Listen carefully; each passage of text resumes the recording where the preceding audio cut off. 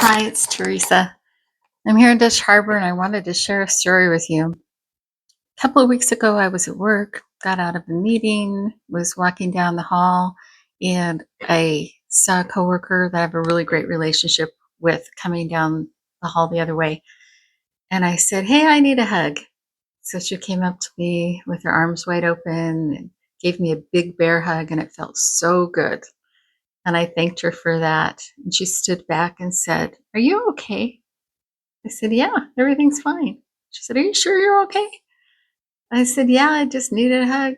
Thanks." So she accepted that answer and went on with her day. But later that evening, I got thinking about it and I realized that if somebody came up to me and said, "I need a hug," that I'd be a little concerned about them.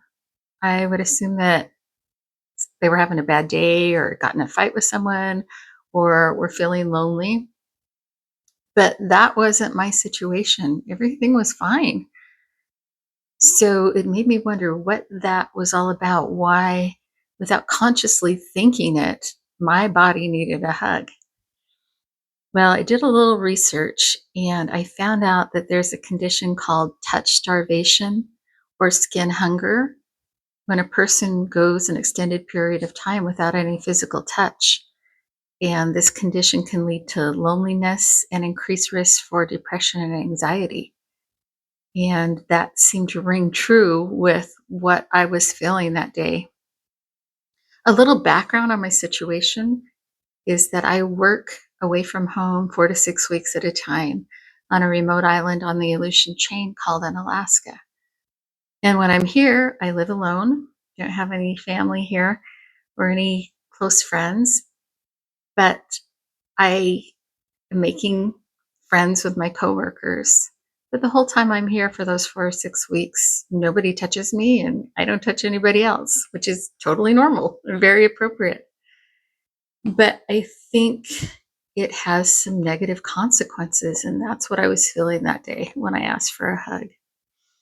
When I did some more research, I learned that when we experience consensual, positive physical touch, whether it be a hug or a pat on the back, the body releases a powerful cocktail of feel good hormones, most notably oxytocin, which has been dubbed the love hormone or the cuddle chemical. It promotes feelings of calmness and safety and contentment, and it counteracts the body's stress system. Not only does physical touch release these feel good hormones, but it also reduces our cortisol levels. And cortisol is our main stress hormone. Elevated levels of cortisol have been linked to a range of negative health outcomes, including anxiety, depression, and impaired immune function. So, physical touch does a lot of good for us physically, emotionally, and mentally.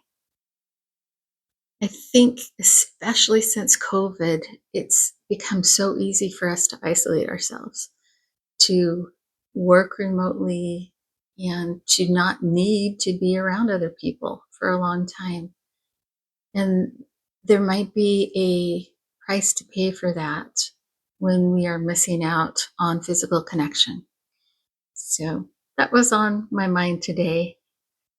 My message is to look for opportunities and take those opportunities for consensual, positive physical connection. It's great for your health. Thanks. We'll talk to you later. Bye.